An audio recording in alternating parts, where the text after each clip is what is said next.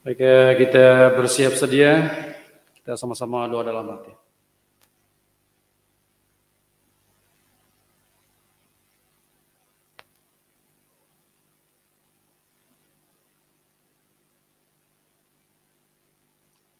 Amin.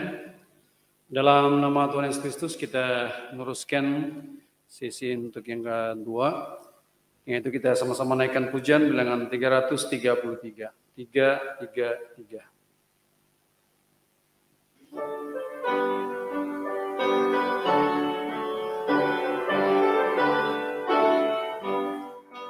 Seminggu telah berlalu, Tuhanku untuk jalanku, untuk terima anugerahnya di baitnya yang kudus. Satu hari terindah berkumpul di rumahmu, sahabat kudus di dunia, lambang sahabat yang kekal. Doa kami panjatkan dalam nama-Mu Yesus, ampuni dosa kami, sucikan hati kami, jauhkan hal duniawi, diam dalam sahabat-Mu, jauhkan hal duniawi, diam dalam sahabat-Mu. Kami mengagungkan-Mu, nyatakanlah kasih-Mu, tampak kemuliaan-Mu saat di rumah Tuhan. Biarlah kami rasakan zaman kekal di surga. Biarlah kami rasakan zaman kekal di surga.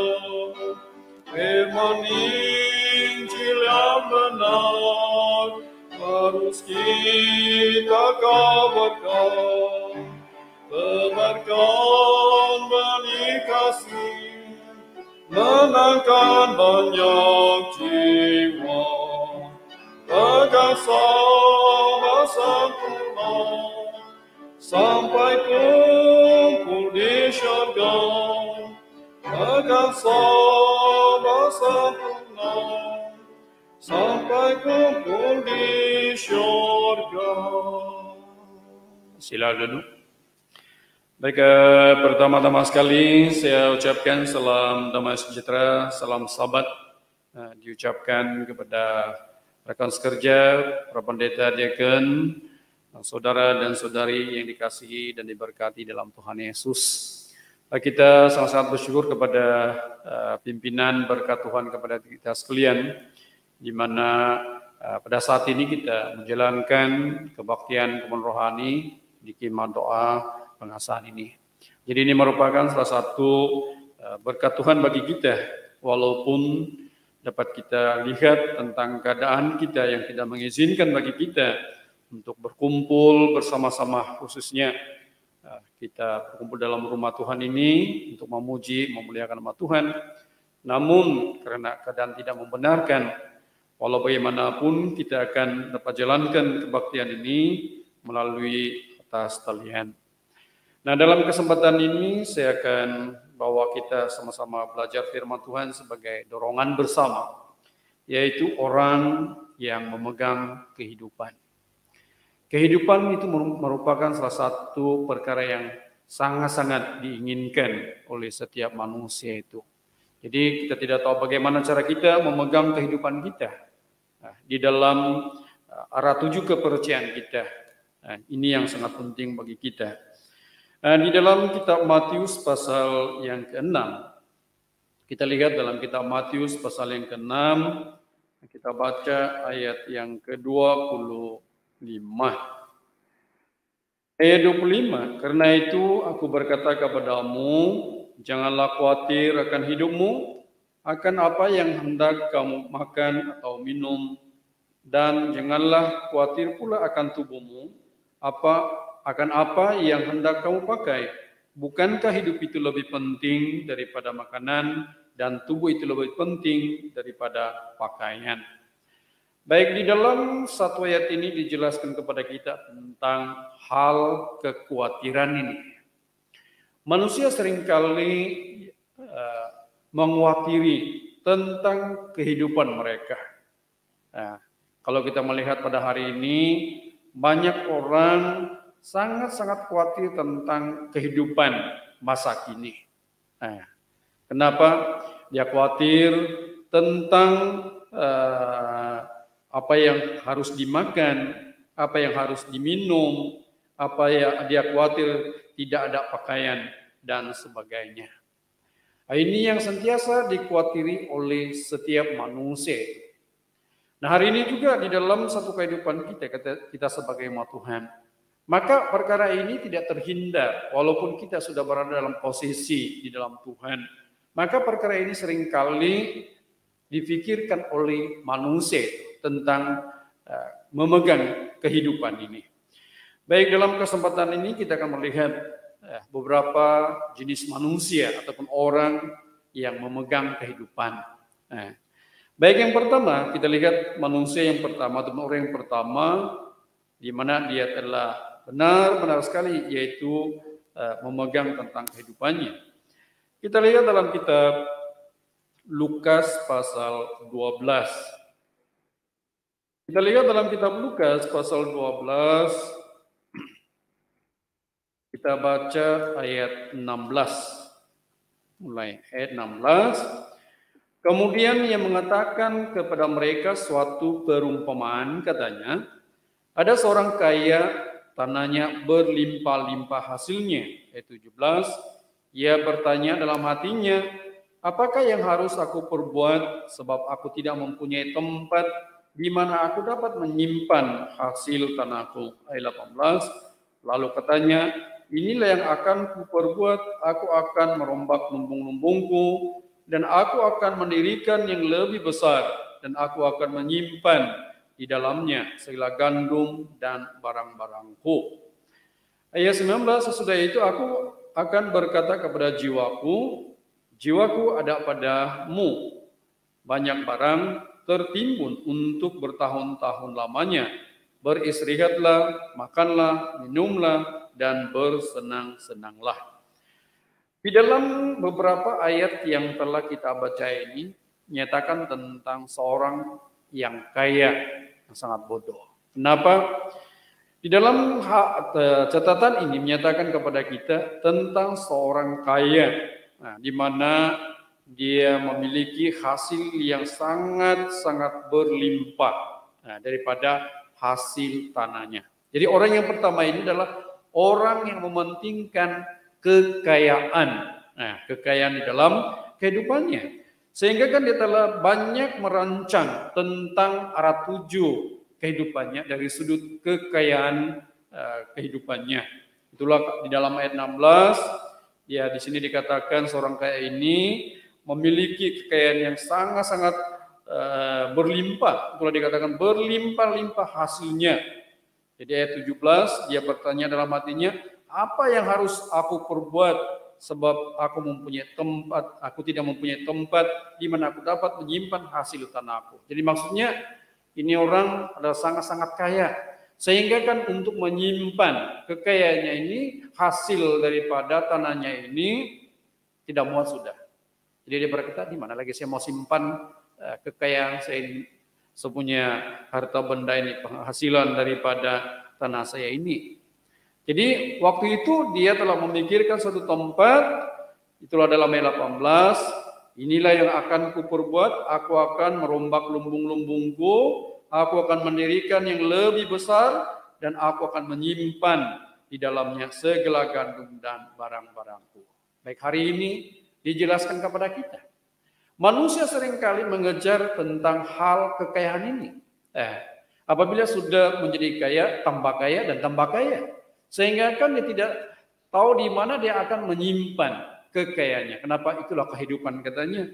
Akhirnya dia berkata di dalam ayat yang ke-19, karena dia memiliki kekayaan yang begitu banyak, maka dia berkata dia punya kekayaannya ini bertahun-tahun lamanya tidak pernah habis-habis. Jadi apa dia berkata? Beristirahatlah, makanlah, minumlah, dan bersenang-senanglah. Jadi maksudnya di sini ini kehidupan yang mengejar tentang kekayaan di dalam dirinya. Sehingga kan apabila dia sudah kaya, dia merasa puas, dia merasa senang. Nah, ini orang yang pertama di mana dia memegang kehidupannya dari sudut hal kekayaan itu. Nah, jadi kalau kita lihat ayat yang ke-20, penjelasan daripada ayat ini menyatakan ayat 20 Tuhan berkata, tetapi firman Allah kepadanya, hai engkau orang bodoh, pada malam ini juga jiwamu akan diambil daripadamu, dan apa yang telah kau sediakan untuk siapakah itu nanti? Baik, kita perhatikan di sini. Tuhan Yesus telah menjawab, ataupun Tuhan Allah telah menjawab tentang satu perasaan kehidupan daripada orang kaya ini. Dalam ayat 20, hai engkau orang bodoh. Nah, pada malam ini juga jiwamu akan diambil daripadamu, apa yang telah kau sediakan untuk siapa itu lagi. Jadi ini bermaksud saudara dan sekalian, kekayaan, orang yang mementingkan kekayaan ini, memegang kehidupannya dari sudut kekayaan ini, ketika dalam dunia ini hanya semata-mata untuk mencari kekayaan, maka tidak melakukan sesuatu yang lebih utama dari itu. Kalau kita kembali kepada Matius 6 ayat 25 tadi, dijelaskan kepada kita dalam ayat itu, kalau kita kembali kepada ayat ini, Matius 6 ayat yang ke-25, katanya tentang hal kekhawatiran, janganlah khawatir akan hidupmu, apa yang hendak kamu makan atau minum, dan janganlah khawatir pula akan tubuhmu, apa yang hendak kamu pakai. Bukankah hidup itu lebih penting daripada makanan? Maksudnya di sini, hidup yang dikatakan di sana bukanlah hidup masa kini, tetapi yang dijelaskan di sana adalah hidup untuk keselamatan jiwa rohani. Nah, semalam kita telah membincangkan tentang yaitu kehidupan yang berpengharapan, kehidupan yang kekal. Jadi apa kehidupan yang kekal itu adalah di dalam kerajaan Tuhan itu. Jadi di sini dijelaskan kepada kita bahwa hidup yang dikatakan di sini adalah suatu kehidupan dalam kerohanian kita itu lebih penting bagi kita. Kenapa? Karena di dalam dunia hari ini hanya sementara waktu.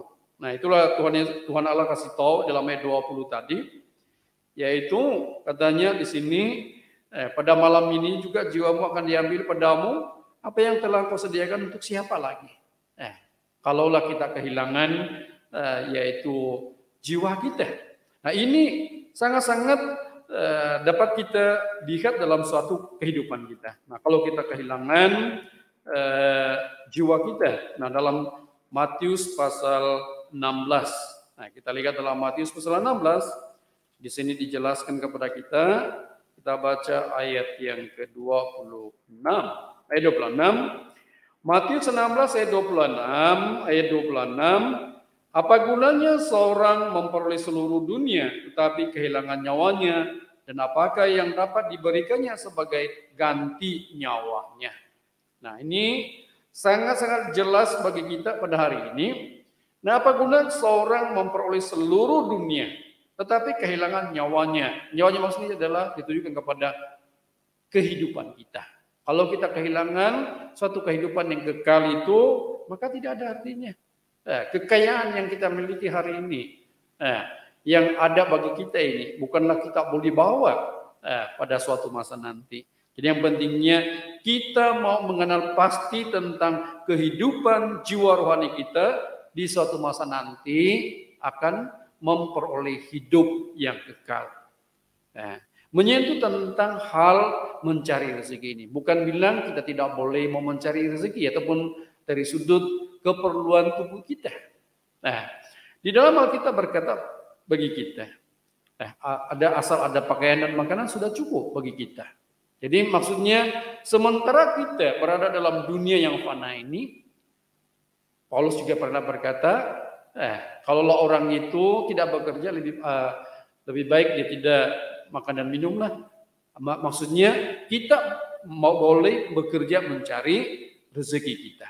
Jadi apa yang mau kita lihat, jangan karena kekayaan itu kita melupakan tanggung jawab kita untuk melakukan sesuatu, mendapatkan kehidupan yang lebih indah itu. Jadi apa yang dikatakan dalam Matius 16 ayat 26 di sini, nah apa gunanya seorang memperoleh seluruh dunia tapi kehilangan nyawanya, dan apakah yang dapat diberikannya sebagai gantinya. Jadi maksudnya nyawa itu, hidup itu lebih penting di dalam Tuhan. Kita dapat menyelamatkan jiwa rohani kita di dalam Tuhan. Jadi dengan cara bagaimana, yaitu kita dapat harus memperkayakan diri kita. Kita lihat dalam kitab Wahyu pasal yang ketiga. Kita lihat dalam kitab Wahyu pasal 3, kita baca ayat yang ke-17. Ayat 17, karena engkau berkata, aku kaya dan aku telah memperkayakan diriku dan aku tidak kekurangan apa-apa, dan karena engkau tidak tahu bahwa engkau melarat dan miskin, malang, miskin, buta dan telanjang. Baik, di dalam satu ayat ini menjelaskan kepada kita, Tuhan telah menegur salah satu daripada jemaat ketujuh di Asia Kecil itu, siapa? Jemaat di Laodikia. Bagaimana kehidupan jemaat di Laodikia ini? Kalau kita melihat tentang kehidupan mereka, yaitu dari sudut kehidupan mereka dalam Tuhan, kalau kita lihat ayat 15, nah aku tahu segala pekerjaanmu, engkau tidak dingin dan tidak panas. Alangkah baiknya jika engkau dingin atau panas.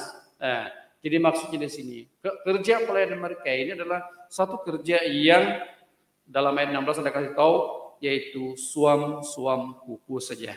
Nah, tidak dingin, tidak panas. Nah, jadi dalam ayat yang ke-17, kalau kita lihat di sini, jemaat di situ, di mana mereka berkata, aku telah memperkayakan diriku, aku tidak kekurangan apa-apa. Oh, mereka menganggap mereka ini sudah kaya dari sudut, mungkin dari sudut material mereka sudah telah kaya.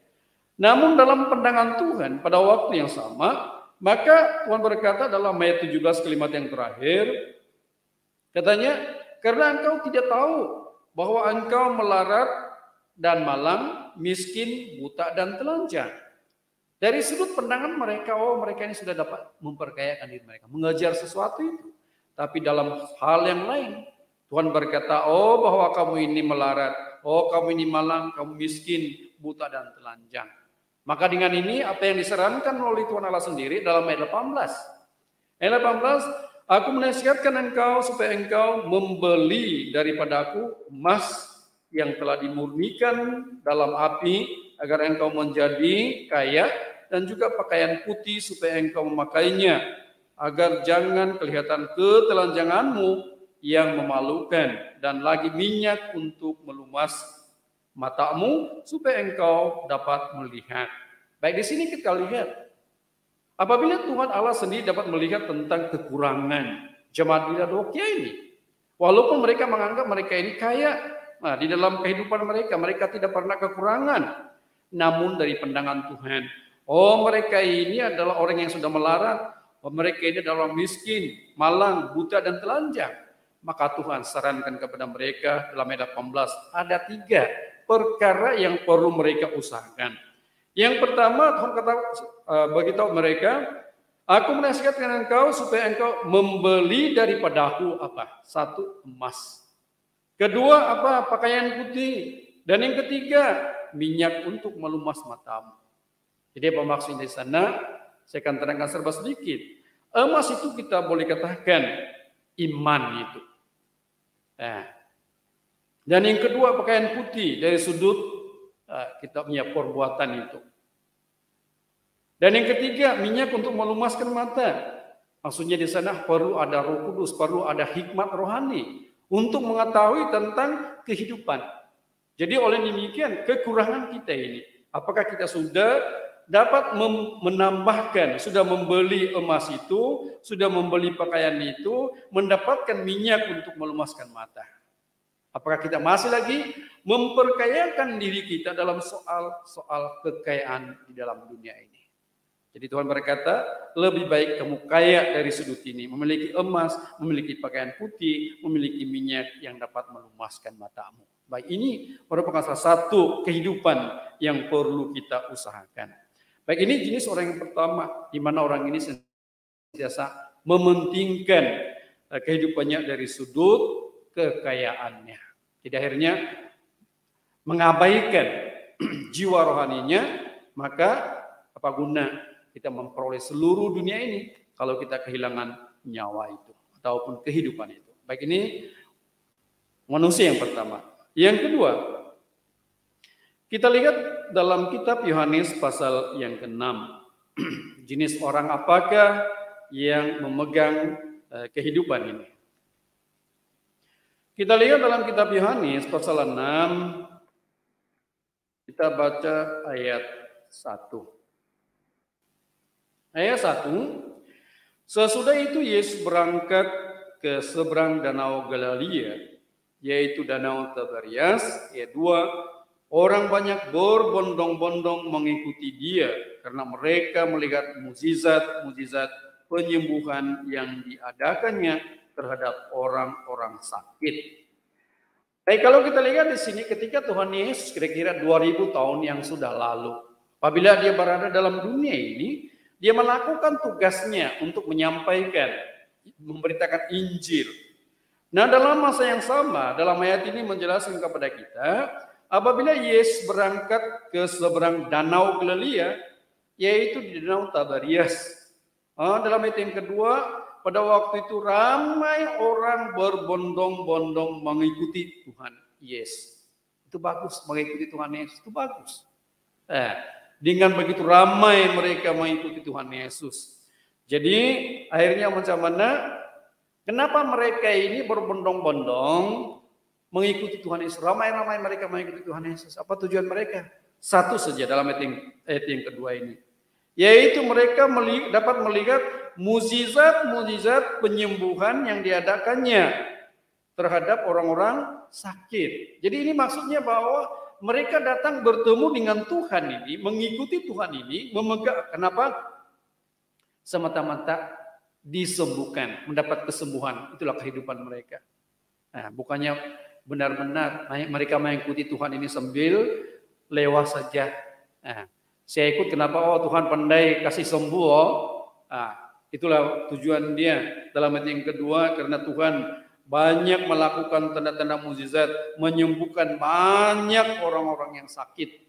Jadi pada waktu itu, kalau dikatakan banyak orang yang Tuhan telah mengadakan mukjizat, terutamanya melakukan penyembuhan itu, maka waktu itu orang-orang yang ramai itu, yang berbondong-bondong itu adalah orang-orang yang sakit, orang-orang yang memiliki masalah. Jadi akhirnya macam mana? Setelah mereka waktu itu mendapat penyembuhan itu, maka mereka meninggalkan Tuhan. Ini jenis orang itu. Kenapa? Hanya karena memohon kesembuhan, sudah sembuh, dia tidak ikut Tuhan lagi. Ini orang mengikuti Tuhan sambil lewat untuk mendapat kehidupan, kesembuhan saja. Baik, ini yang jenis ini yang pertama ini. Dan yang kedua, kalau kita baca lagi ayat yang kelima. Ayat yang kelima, ketika Yesus memandang sekelilingnya dan melihat bahwa orang-orang berbondong-bondong datang kepadanya, berkatalah ia kepada Filipus, di manakah kita akan membeli roti supaya mereka ini dapat makan? Baik, di sini kita lihat. Yesus sekali lagi setelah dia banyak menyembuhkan orang-orang yang sakit. Kalau kita lihat dalam ayat 3, Yesus naik ke gunung, di atas gunung dan duduk di situ dengan murid-muridnya. Kemudian ayat 4, dan pada Paskah hari raya orang-orang Yahudi sudah dekat. Waktu itu ayat yang kelima, Tuhan Yesus melihat sekelilingnya. Bahwa banyak orang berbondong-bondong datang bertemu dengan Tuhan Yesus. Jadi apa tujuan mereka? tadi kumpulan pertama itu adalah untuk mendapatkan penyembuhan. Yang kedua di sini dikatakan kepada kita, Yesus berkata kepada Filipus, katanya, di mana kita akan membeli roti supaya mereka ini dapat makan. Oh, pada waktu itu orang-orang di situ tidak henti-henti terus mengajar dan mengajar Tuhan Yesus bersama-sama dengan Tuhan Yesus. Nah, jadi akhirnya macam mana? Waktu itu tiba masa untuk memakan. Ini orang-orang di situ, Tuhan Yesus berkata, di mana kita mau cari makan untuk mereka ini? Karena mereka ini pun ikut sama kita. Jadi kalau kita lihat di dalam ayat yang ke-7, jawab Filipus kepadanya, roti seharga 200 dinar tidak akan cukup untuk mereka ini, sekalipun masing-masing mendapat sepotong kecil saja. Jadi ini berarti bahwa ramai orang ikut Tuhan Yesus pada waktu, berbondong-bondong ikut Tuhan Yesus. Tujuan dia apa? Nah, yaitu untuk mencari makan saja. Kenapa? Kalau kita melihat ayat yang seterusnya, Yesus telah memberkati 5 roti jelai dan 2 ekor ikan. Dan akhirnya dia dapat memberi makan kepada 5.000 orang. Jadi sangat banyak sekali. Daripada sedikit Tuhan telah memberkatinya. Orang yang makan pada waktu itu kira-kira 5.000 laki-laki, banyaknya tidak terikut, tidak terkira itu anak-anak kecil. Jadi orang-orang banyak pada waktu itu, oh kita mau ikut Tuhan Yesus bagi kita makan. Nah, jadi orang begini karena perutnya, karena kehidupan untuk mengisi perutnya, maka dia ikut Tuhan Yesus. Nah hari ini saudara sekalian, ramai juga di kalangan manusia hari ini. Mengikuti Tuhan Yesus sambil lewat karena semata-mata mencari nafkah, mencari makan. Ini yang perlu kita perhatikan saudara dan saudara sekalian. Ini yang kedua. Kalau kita lihat lagi satu perkara yang dikatakan dalam Alkitab ini. Orang ini pun mencari Tuhan juga. Kita lihat dalam kitab Lukas 17. Kita lihat dalam kitab Lukas pasal 17. Kitab Lukas pasal 17 kita baca bermula daripada ayat yang ke-11.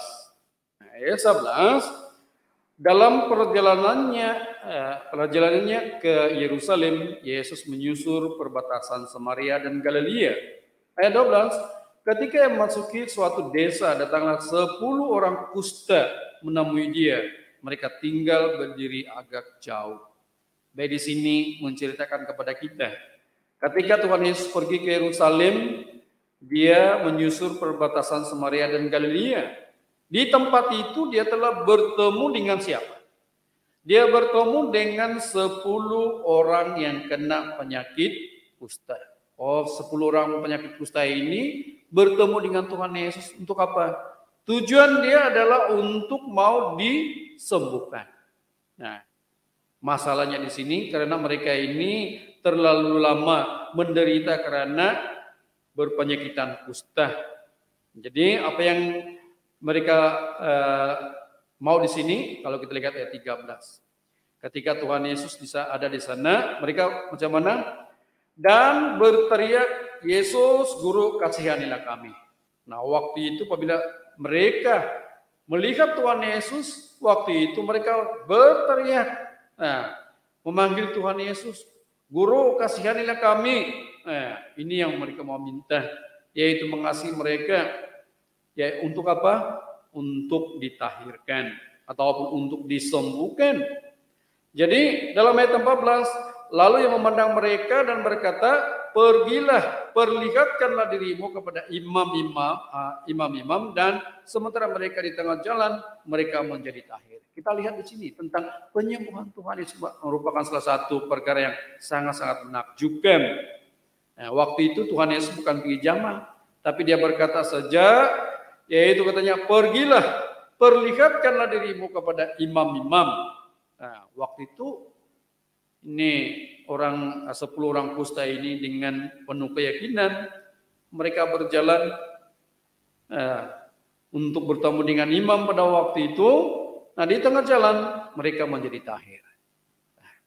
Jadi ke-10 orang kusta ini telah ditahirkan, maksudnya sudah disembuhkan.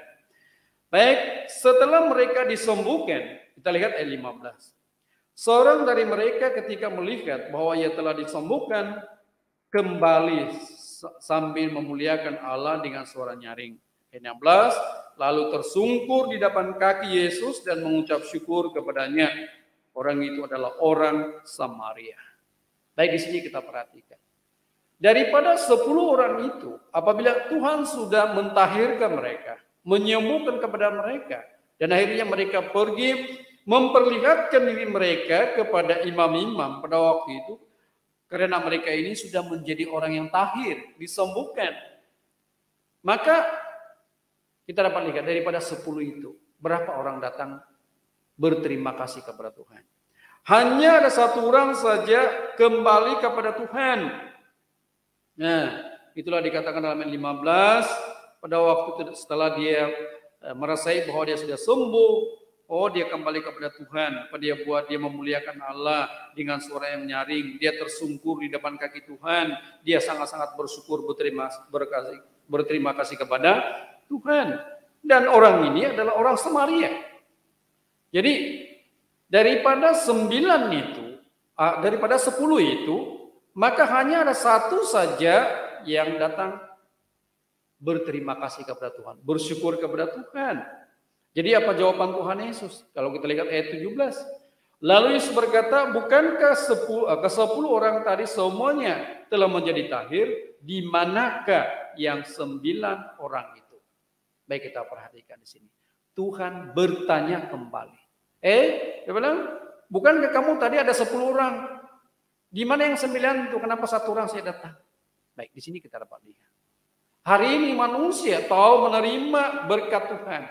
Hari ini manusia tahu mendapat kebahagiaan daripada Tuhan.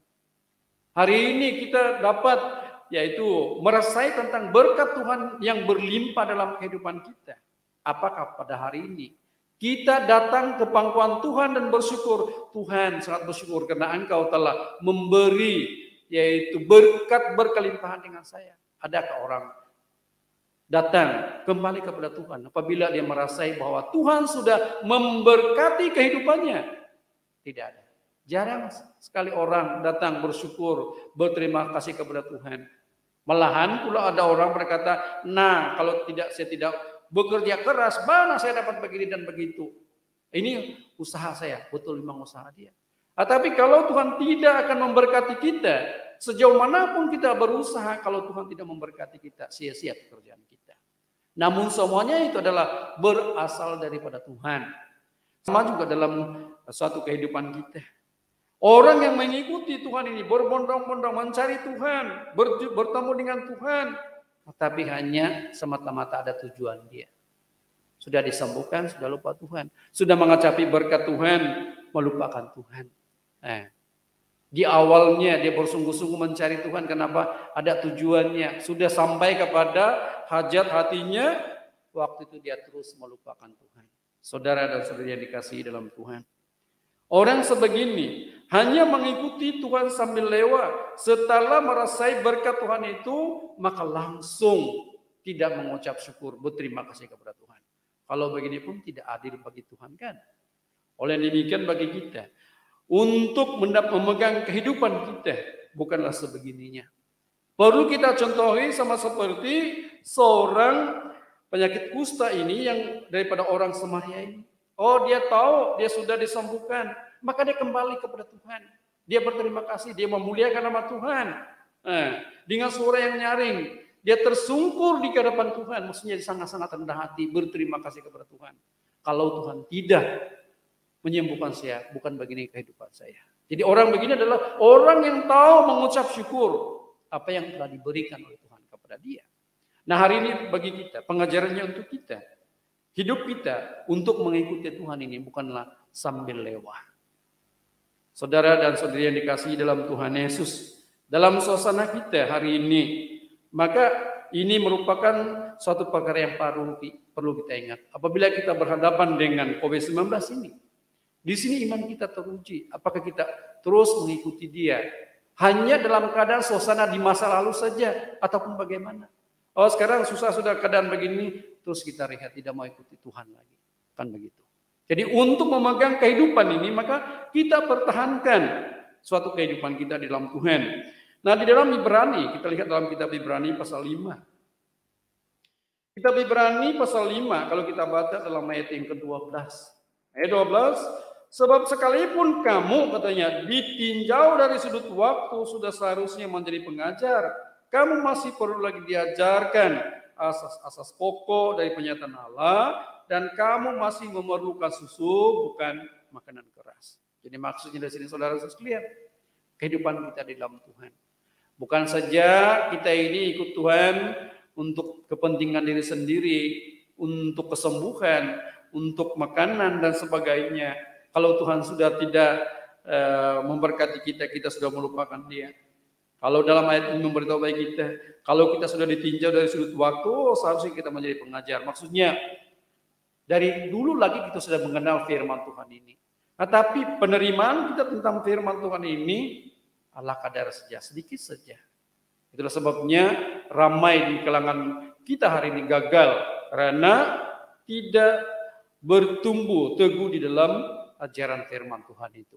Jadi apabila kita mengikuti Tuhan, maka terjadilah perkara tersebut. Ikut dengan Tuhan sambil lewat karena tanda mukjizat, karena hal soal makan dan minum, karena kesembuhan daripada penyakit itu, maka kita ikut. Jadi ramai perkara yang terjadi dalam jemaat kita hari ini, tentunya apabila mereka sudah sembuh dalam penyakit, waktu tidak sehat itu, dia bilang dia panggil itu meminta bantu doa. Nah, ini pernah terjadi di dalam jemaat kita. Ada satu jemaat kita di sebuah gereja. Waktu itu macam mana? Dia sakit, banyak sudah.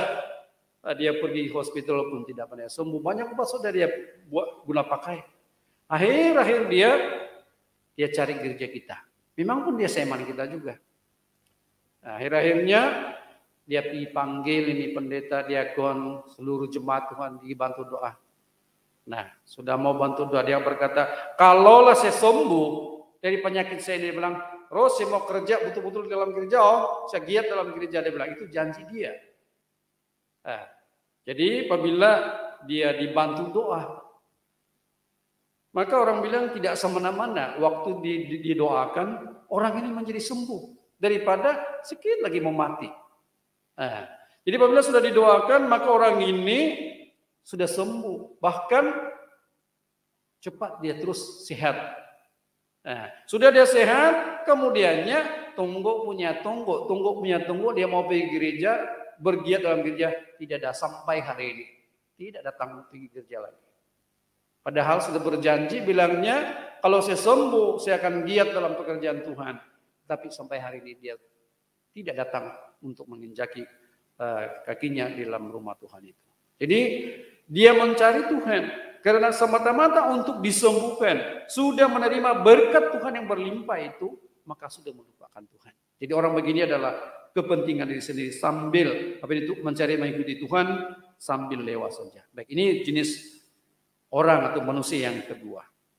Baik, yang ketiga, kita lihat dalam kitab Yohanes pasal 6. Kita lihat dalam kitab Yohanes pasal yang ke-6, kita baca ayat 66.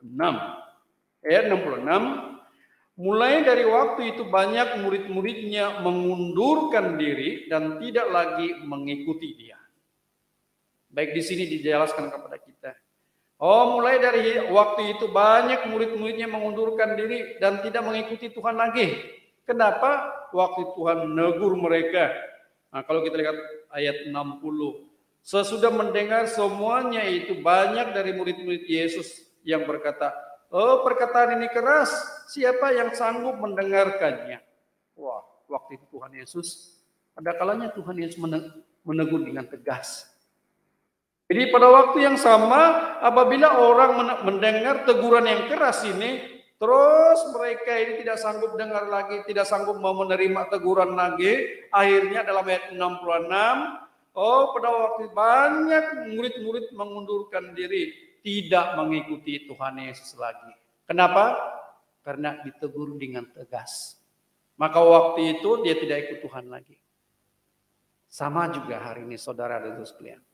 Apabila kita mendengar satu teguran yang agak keras bagi kita, maka bilangnya, ya ini kali ya saya sudah kena timbak dia peluru yang kuat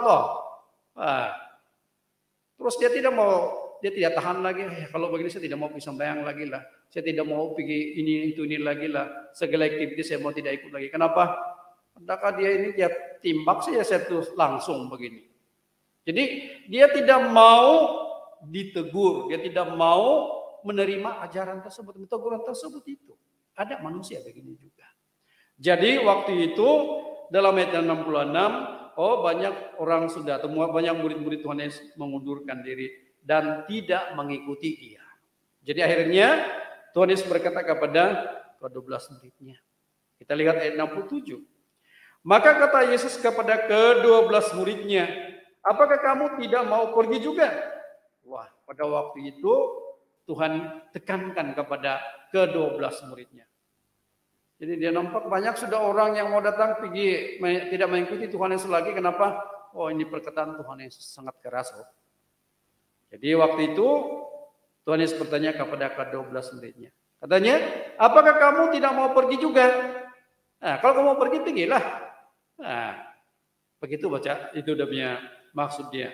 Jadi apa jawaban daripada murid-murid Tuhan Yesus? Salah seorang daripada murid Tuhan Yesus berkata, yaitu siapa? Ayat 68. Jawab Simon Petrus kepadanya, Tuhan, kepada siapakah kami akan pergi? Perkataanmu adalah perkataan hidup yang kekal. Baik, kita lihat di sini. Simon Petrus adalah satu rasul yang sangat dekat dengan Tuhan. Maka dengan itu katanya sekeras macam manapun perkataan Tuhan Yesus itu. Jadi dia mengambil perkara yang baiklah. Itu dalam ayat 68. Terus dia berkata, Tuhan, kepada siapa lagi kami akan pergi? Nah, kau punya perkataan ini adalah perkataan yang hidup. Perkataan hidup yang kekal. Membawa kepada kehidupan yang kekal. Kepada siapa lagi kami akan pergi? Maksudnya di sini bahwa Simon Petrus walau bagaimanapun ditegur dengan keras, dia tahu kepada siapa lagi dia akan mau pergi. Tidak ada, hanya kepada Tuhan Yesus saja. Nah, kita mengambil suatu peristiwa daripada apa yang diperkatakan oleh Simon Petrus ini bagi kita pada hari ini. Jangan kita mudah tersinggung, jangan kita mudah orang bilang selalu merajuk. Apabila sudah ditegur dengan keras, terus inilah kebiasaan kita kan. Selalunya begini. Terus kita pandai merajuk kita ini. Nah, walaupun kita sudah tua, banyak orang merajuk juga. Walaupun setua begitu. Kenapa? Ya, saya kena tegur begini. Keras betul loh dia bisa cakap itu. Terus pelan-pelan dia mengundurkan diri. Dia tidak mau ikuti aktiviti ini dan aktiviti itu. Kenapa? Kena tegur. Jadi bagi kita haruslah dewasa dari sudut kepahaman firman Tuhan itu. Walau bagaimanapun sekerasnya firman Tuhan itu, maka tentu sekali kita akur. Nah, sama seperti yang dikatakan dalam kitab suci ini. Kalau kita kembali tadi di dalam kitab Ibrani itu menyatakan kepada kita. Macam mana? Kita lihat dalam kitab Ibrani pasal kita lihat Ibrani pasal 5 tadi itu. Kita baca ayat yang ke-12 kalimat yang terakhir. Di sini dikatakan kepada kita, dan kamu masih memerlukan susu bukan makanan keras. Ayat 13, sebab barang siapa masih memerlukan susu, ia tidak memahami ajaran tentang kebenaran, sebab ia adalah anak kecil. Nah, ini maksudnya di sini, walaupun kita punya tubuh kita ini sudah tua, tapi dari sudut pemikiran, dari sudut kepahaman firman Tuhan itu masih budak-budak lagi, tidak dewasa. Dia punya makanan apa? Susu saja hari-hari. Sedangkan kita ini sudah tua lanjut umur, masih lagi susu saya minuman. Ini susah sudah, ada masalahnya. Jadi oleh demikian bagi kita, ayat 14, tetapi makanan keras adalah untuk orang-orang dewasa. Nah, makanan keras itu. Teguran yang keras.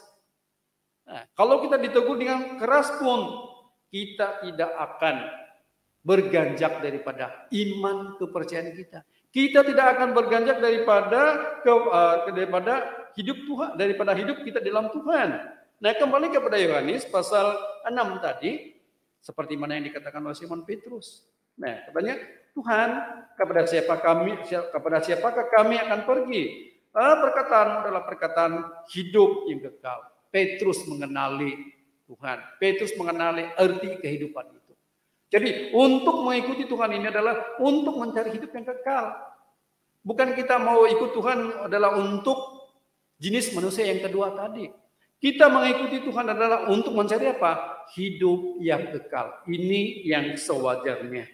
Jadi kalau kita lihat di dalam ayat seterusnya di sini, ayat 69, dan kami telah percaya dan tahu bahwa engkau adalah kudus dari Allah.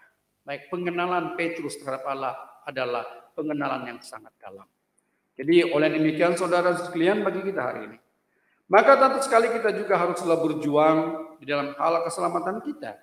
Di dalam 2 Petrus pasal 1, kita lihat ayat ini. Kita lihat dalam kitab 2 Petrus pasal 1, kita baca 2 Petrus pasal 1, kita baca ayat yang ke-10. Ayat 10. Karena itu saudara-saudaraku, berusahalah sungguh-sungguh supaya panggilan dan pilihanmu makin teguh, sebab jikalau kamu melakukannya, kamu tidak akan pernah tersandung. Saudara dan saudari yang dikasihi dalam Tuhan. Di sini dikatakan kepada kita, berusahalah sungguh-sungguh supaya panggilan dan pilihan kita makin teguh. Jadi maksudnya selagi kita masih hidup di dalam kasih karunia Tuhan ini, kita berusahalah dengan sungguh-sungguh. Kenapa? Panggilan Tuhan memanggil kita untuk diselamatkan. Kita dipilih oleh Tuhan untuk diselamatkan. Supaya panggilan dan pilihan kita ini semakin lama semakin teguh.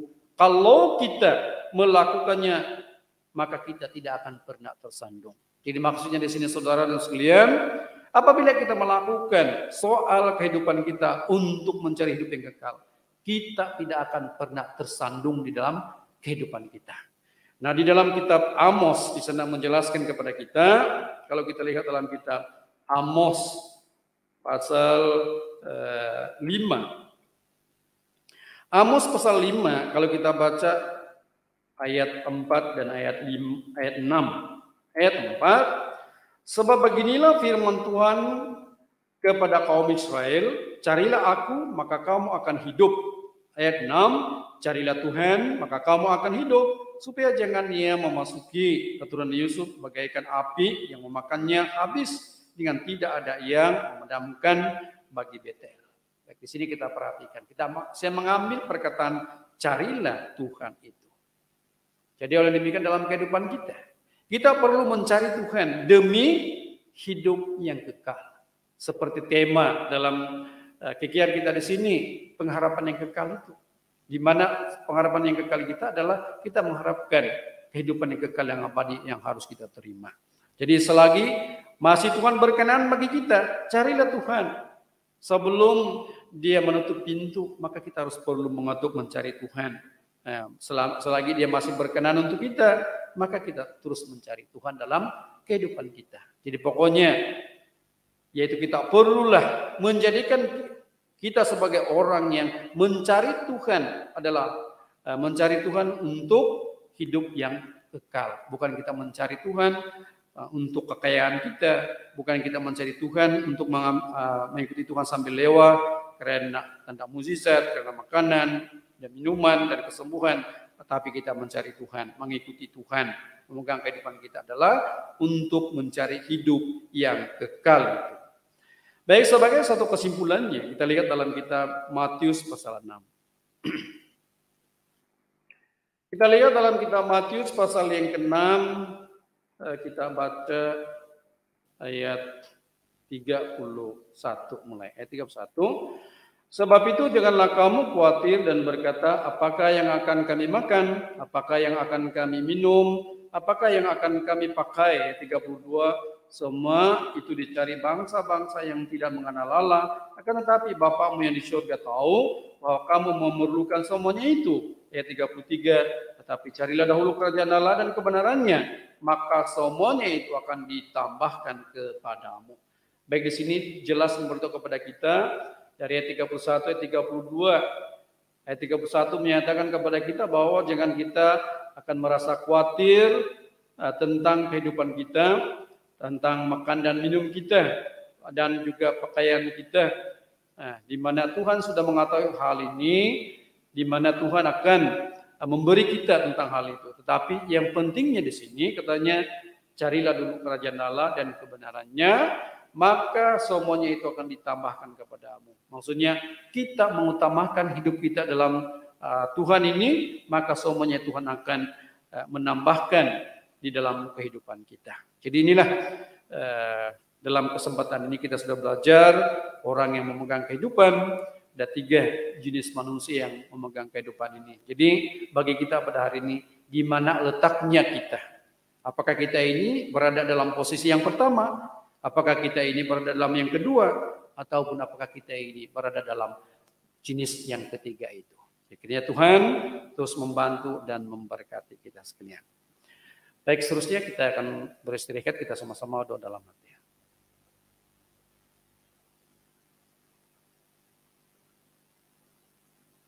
Amin. Kita beristirahat sebentar.